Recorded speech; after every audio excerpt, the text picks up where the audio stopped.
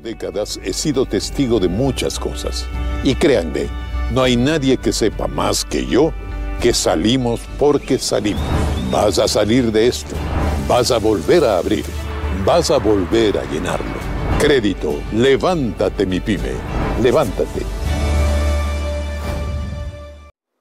¿Qué tal? Bienvenidos este martes 27 de mayo del año 2025 a una programación más de su noticiero Punto de Impacto, retransmitiendo por todas nuestras plataformas digitales. Y no olvides suscribirte en nuestro canal oficial en YouTube, Manantial Televisión Satelital. En esta mañana con un invitado muy especial, el abogado Francisco García Chano, un reconocido abogado penalista, constitucionalista, con quien estaremos abordando un importante análisis sobre el proyecto de la ley contra la economía criminal, más conocida como Ley Antipillo. Mi querido Francisco, bienvenido, buenos días. Carlos, buen día, gracias por una vez más tenerme aquí como invitado y siempre felicitándote por tu espacio que tienes ante la comunidad y de información y educación hacia el público para que puedan ver lo que realmente sucede en nuestro país. Es muy importante, mi querido Francisco, orientar a la sociedad porque hay bastantes confusiones y respetamos los criterios de muchos amigos constitucionalistas, abogados penalistas. Unos lo ven a favor, otros lo ven en contra, que hay que modificar ciertas leyes en lo que tiene que ver el proyecto que envió el gobierno sobre la economía criminal, más conocida como Ley Antipillo, que el próximo viernes 30 de mayo tendrá su primer debate en esta nueva Asamblea Nacional, mi querido Francisco. Y aunque hay mayoría en el oficialismo, prácticamente eso va a caer en la Comisión de Desarrollo Económico, pero la interrogante, ¿no? Lo que tiene que ver el Ecuador, el país, la comunidad está ávida para saber si estas leyes son beneficiosas para los ecuatorianos, así como está en lo que tiene que ver muertes, delincuencias, bandas delincuenciales, grupos organizados delincuenciales, vale la redundancia, que tienen en zozobra al país entero, mi querido Pancho. Efectivamente. Yo creo que, bueno, la mayoría en la Asamblea le va a dar la oportunidad al presidente de que realmente empiece bien su mandato. Efectivamente, esta ley creo que va a ser aprobada porque en todos sus puntos, para mi criterio muy personal, sirve, es aplicable. Creo que necesita ciertas reformas, ciertos cambios que se enmarquen dentro del ámbito constitucional para evitar que sea un arma de persecución del gobierno y que a su vez también haya un abuso de poder por parte de la policía y de las Fuerzas Armadas, claro, y que también se violen los derechos constitucionales que obviamente regulan a todos los ciudadanos ecuatorianos. Vamos a analizar paso por paso, mi querido Francisco, porque es muy importante, hay que ver si verdaderamente esta ley cuenta con un marco jurídico específico para combatir la delincuencia organizada o se violan algunos artículos constitucionales. Se ha dicho que la instrucción fiscal debe ser de 30 días o máximo o 90 días para recuperar más pruebas y poder conducir prácticamente a la investigación sobre las bandas delincuenciales. Como instrucción fiscal, ¿tú lo ves acorde a 30 días o se puede extender a 60, 90 días para que haya una mayor investigación? Yo creo que el juez es el que creo que debe tener el criterio para ver, dependiendo de la magnitud del caso, obviamente, y también Fiscalía, porque es el ente el que tiene la carga de la prueba y la etapa investigativa a su cargo, ya debe ir, pues no, informando al juez, porque de un caso que tal vez pueda ser pequeño puede desencadenarse en otro tipo de delitos y en un caso mucho más grande. Claro. Que pueda tener una connotación o un impacto social mucho más grande. Entonces yo creo que deberíamos manejarnos igual dentro del criterio de los 30, 60 o 90 días según en base al tipo de delito y a la investigación que se esté realizando y obviamente también en base a los frutos que se está dando dentro de la investigación. ¿Por qué? He tenido profesionalmente muchos casos en los que Fiscalía espera hasta el último para realizar la etapa investigativa, para empezar, mejor dicho, la etapa investigativa. Y eso retrasa la investigación. Eso retrasa la investigación. Una, dos. Estamos hablando de que debe haber una etapa, debe haber un procedimiento de evaluación del desempeño en la instrucción fiscal. ¿Por qué? Porque en muchos casos, ¿qué sucede? La instrucción fiscal en un delito flagrante muchas veces dura 30 días. Pero si usted se da cuenta ya en el procedimiento, ¿ya? Un caso sonado que tengo actualmente de abuso sexual. Sí, efectivamente, Fiscalía mandó a hacer todas las pericias, pero los 30 días no le quedaron, se le quedaron cortos a Fiscalía porque los informes ya se habían ordenado, que de hecho entraron dentro de la instrucción fiscal, pero efectivamente los resultados Fiscalía no lo sabía, pues no los tiene todavía, porque todavía aún la policía no le pasa los informes. ¿Qué sucede? Ya lo limitaste a la investigación a la fiscal, porque en 30 días, si ella ve que dentro de la investigación o dentro de los peritajes existe otra situación en la que se pueda, ya Fiscalía se cerró la instrucción fiscal.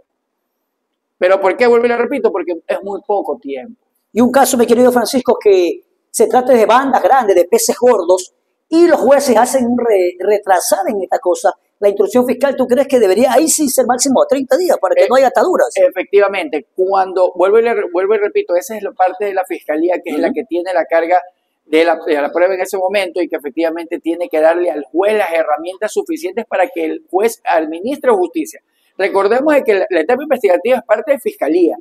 El juez lo que hace es administrar justicia con lo que el fiscal, tanto que acuse o se abstenga, él pueda justificar y pueda, obviamente, darle las pautas al juez para que él administre justicia. Muy bien, estamos en señal satelital con el abogado Francisco García, reconocido jurista penalista en su noticiero Punto de Impacto, abordando este importante tema sobre la ley antipillo, el proyecto del gobierno, lo que tiene que ver contra la economía, darle duro contra la economía criminal. Ahora sí vamos a analizar, porque esto es un texto grande, pero vamos a analizar las principales. Por ejemplo, las reformas penales que busca el proyecto de ley contra economía criminal, ley antipillo. Por ejemplo, tener jueces y fiscales especializados en conflicto armado interno. Eso busca esta ley. Y eso es muy bueno. En esa parte yo sí concuerdo, pero efectivamente dándoles obviamente la validez jurídica que tienen y las especializaciones pertinentes. Deben capacitarse, debe buscarse perfiles de jueces que puedan estar capacitados para administrar justicia correctamente. Lamentablemente, y eso es algo de jurisdicción y competencia dentro del Consejo de la Judicatura, puedes cambiarte los jueces. Pones hoy un juez civil y lo puedes mandar a una unidad penal. Claro, cada vez ir removiéndolos. Pero efectivamente, en el tema de administración y conocimientos, ¿no? Porque lo que se supone es que los jueces pueden administrar justicia, pero no que sepan toda la ley. Claro. ¿Me explico? Entonces, en ese punto deberían sí concederse jueces especializados. Justamente también lo que se decía anteriormente de los jueces que iban a ver solamente los habeas corpus, los habeas data, ya que efectivamente haya jueces constitucionales. Y obviamente deben estar capacitados para que efectivamente administren justicia en el ámbito constitucional y vean todo ese tipo de recursos que son constitucionales. Correcto, en lo que tiene que ver eso estamos muy bien. Y también en lo que tiene que ver esta reforma de proyecto, cárcel, mucho ojo, cárcel de hasta 30 años a quienes pertenezcan a grupos delincuenciales, banda de delincuencia organizada, y prácticamente inmediatamente con prisión preventiva. Quiere decir que aquí no va a haber medidas alternativas sustitutivas, que este pillo que ha matado grandes familias, grandes comunidades, se acerque cada 15 días al juzgado y diga, señor juez, aquí estoy, tomémonos un cafecito, aquí me estoy presentando. La gente está cansada de esto, de este sistema de justicia. ¿Cómo analizas este punto? Ya, siempre yo he pensado, y lo he manifestado aquí en tu programa, de que para mí debe existir el endurecimiento de las penas y la acumulación de las penas. Primer punto. Segundo, también siempre he manifestado aquí de que los jueces y los fiscales están atados por la ley. Lamentablemente, el régimen semiabierto, las medidas sustitutivas y todo ese tipo que son beneficios para las personas que están privadas de su libertad, están amparados en la ley. Entonces, ¿cuál es el principio de todo este engranaje, de este cambio? Cambiar la ley, reformar la ley. ¿Por qué? Porque si el juez, pongamos un ejemplo, en el régimen semiabierto, yo te digo de que usted tiene que cumplir con A, B, C, D requisitos, y tú los cumples, y no te exige de que no haya reincidencia o denuncias o causas en tu contra, el juez te tiene que dar el régimen semiabierto, te lo tiene que conceder. A lo mismo el tema de las medidas sustitutivas, la presentación periódica. Si tú le justificas al juez que cumple los requisitos que determina el Código Orgánico Integral Penal, el juez te la tiene que dar, aunque su criterio y sepas que ese delincuente es un delincuente contumaz y peligroso. Claro, de eso hablamos, sí. Pero efectivamente el criterio del juez ya no le permite el interpretar. El juez tiene que apegarse a la ley, a lo que determina la ley. Porque también si el juez no la cumple, efectivamente va a ser sujeto a una denuncia. Entonces, debemos empezar a darles las garantías. O sea, el juez es una atadura de mano y no puede hacer nada. Tanto, no como la ley lo dice, que inmediatamente que haya prisión preventiva y no haya medida sustitutiva. O sea, efectivamente, si la ley se cambia y la ley lo dice, todos los jueces no van a tener... A pesar que estamos en conflicto armado interno, hay una ley por parte del gobierno. Efectivamente, se tiene que reformar la ley. Siempre lo he manifestado, ¿ya? Existe la voluntad y efectivamente vemos en este gobierno con todos los actos que ha venido haciendo y realizando ya hace mucho tiempo atrás, que tiene la intención de, y eso es muy bueno, de aquí lo que tenemos que hacer. Y ojo, he escuchado mucho versiones tanto del presidente como de algunos de sus ministros. Ellos deben tratar de no ver una crítica sana como una oposición. Son dos cosas totalmente diferentes. Claro. Hay puntos, tanto que sean de gobierno, que no sean de gobierno, que tal vez no estén de acuerdo con esto porque viola algunos de principios constitucionales. De hecho, siempre lo he dicho. Si tú reformas la ley y la cambias, le quitas el poder al juez que él decide y que diga, ¿sabes qué? Este sí, este no, este se queda, este no se queda. Ya.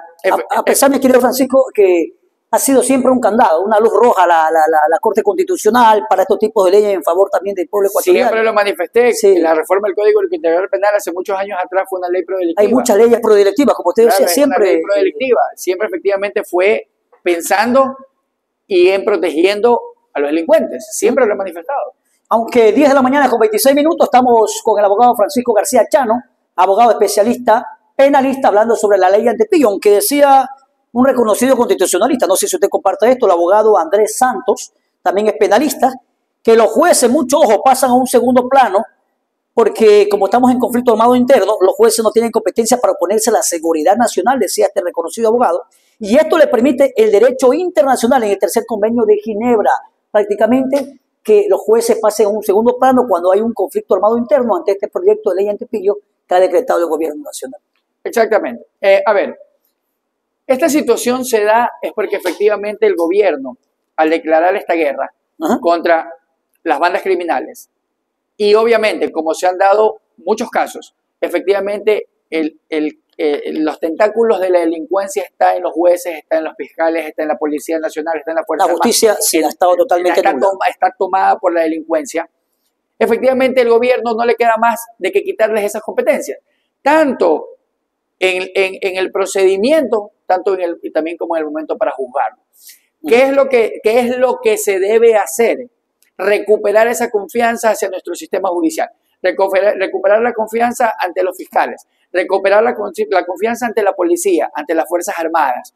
Efectivamente, ¿cómo? Depurando. Totalmente realizando una depuración total, tanto en jueces, tanto en fiscales, tanto en policías, Fuerzas Armadas, en todas las líneas del Estado en las que nos brindan y tienen la obligación de brindarnos la seguridad.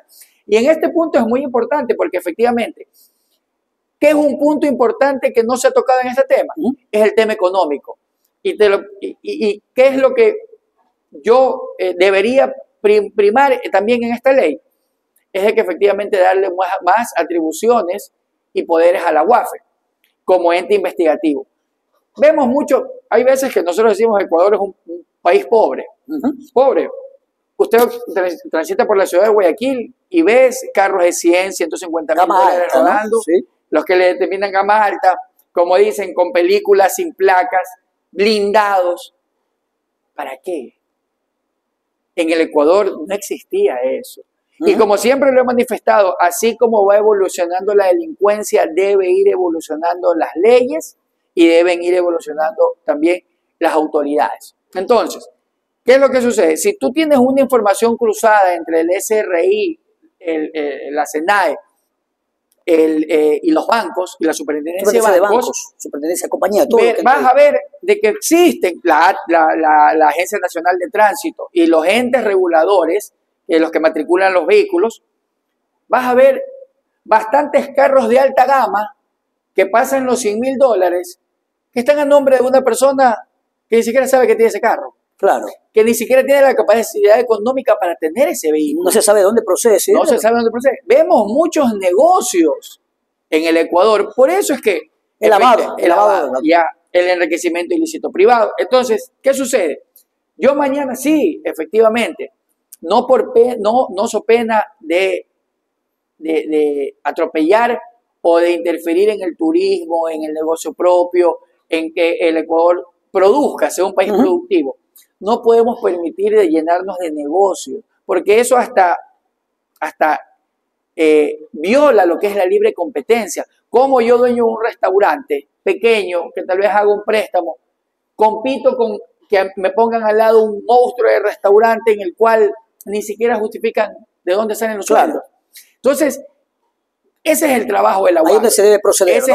Y aparte, con eso, con la UAFE, incautando los bienes, reteniendo las cuentas, de todo lo que tiene que ver procedimientos de banda delincuencial, y todo eso pasa al Estado. Y pase al Estado para, efectivamente. Pero si estaba en el proyecto para que todo eso pase al Estado. Efectivamente, y me parece lo más correcto que hay. Vamos a analizar, estamos con el abogado Francisco García, rapidito y siendo concreto, abogado, autorizar el uso de la fuerza por parte de las fuerzas gubernamentales sin necesidad de declarar el estado de excepción. O sea, que se responde a las bandas con balas, las Fuerzas Armadas, la policía puedan también responder con balas.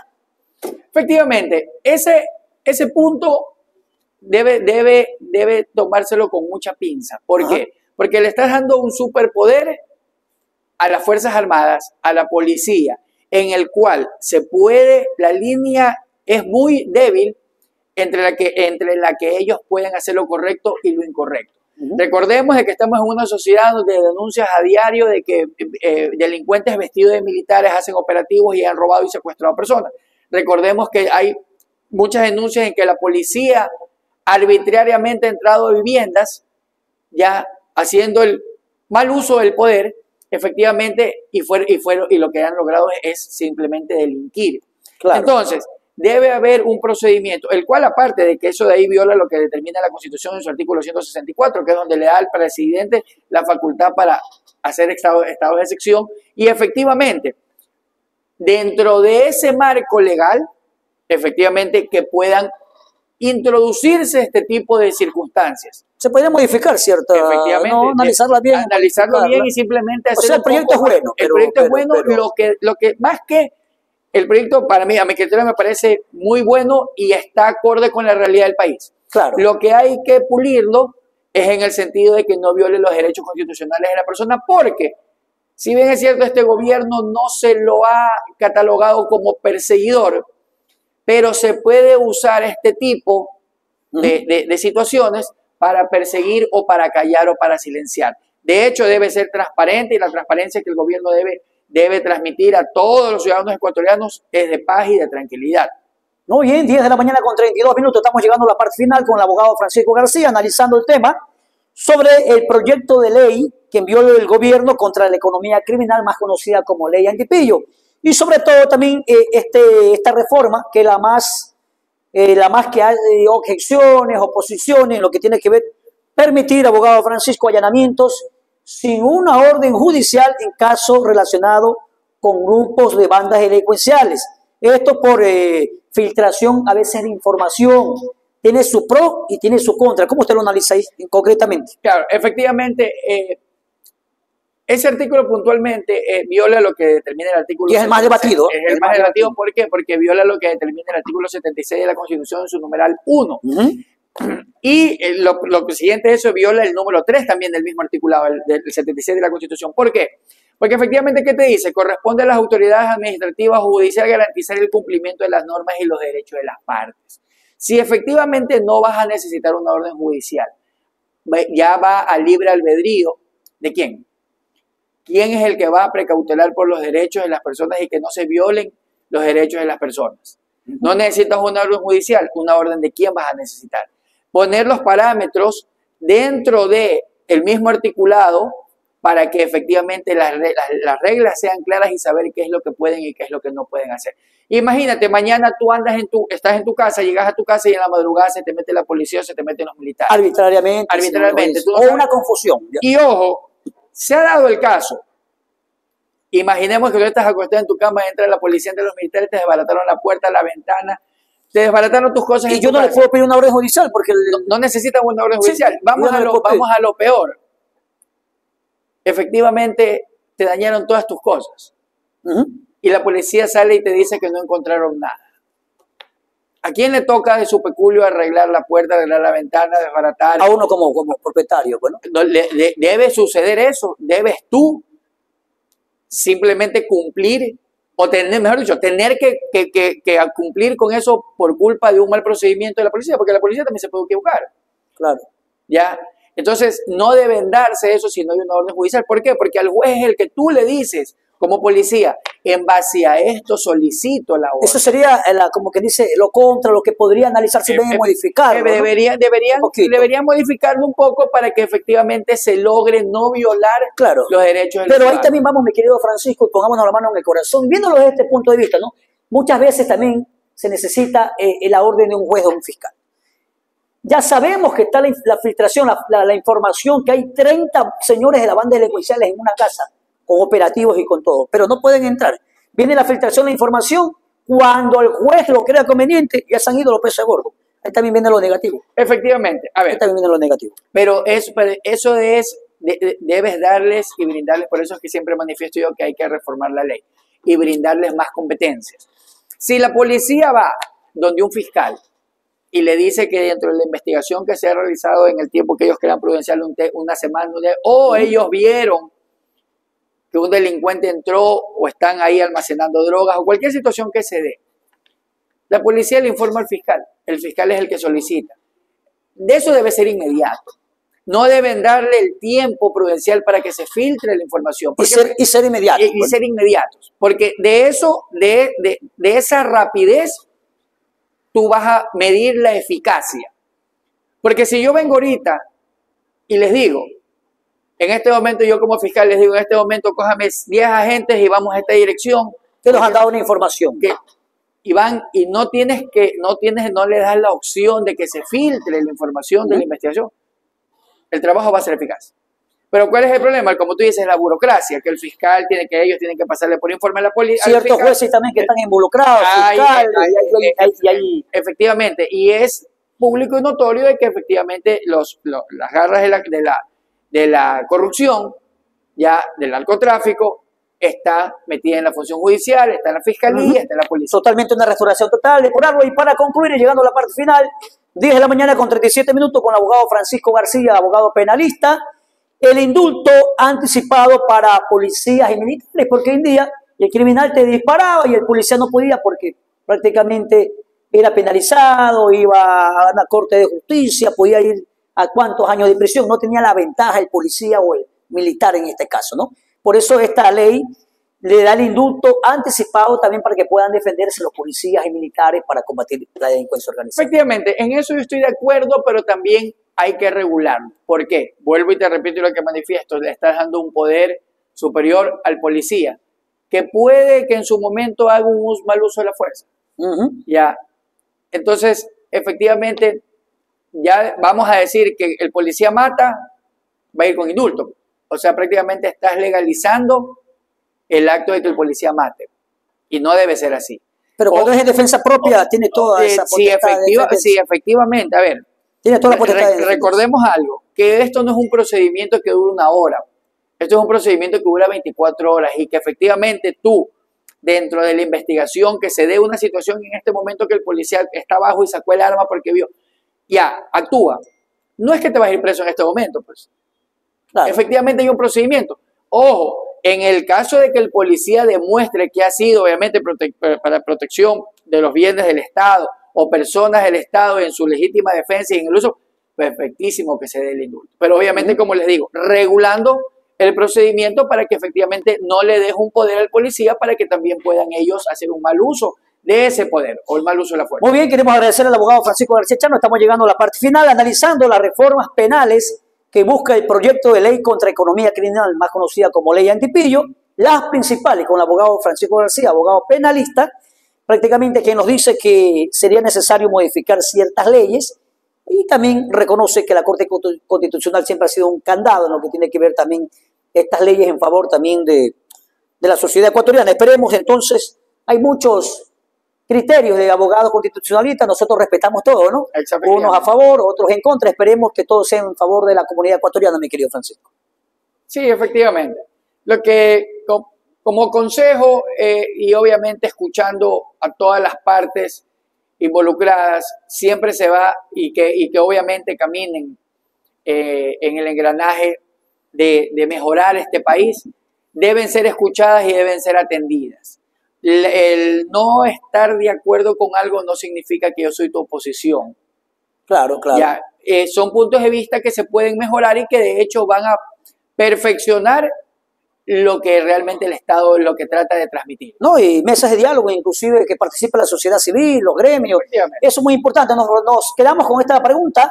¿Cree usted que en los artículos que pueden rayar en lo inconstitucional es la prisión preventiva obligatoria para los delincuentes? ¿Sí o no? ¿Y por qué? ¿Cree usted que en los artículos que pueden rayar en la parte inconstitucional es la prisión preventiva obligatoria para los delincuentes que está en el debate del gobierno? ¿Sí o no? ¿Y por qué? Gracias a Francisco. Carlos, gracias a los amigos televidentes, recordándoles siempre que si Dios está con nosotros, no hay nadie en este mundo que pueda contra nosotros. Una buena mañana.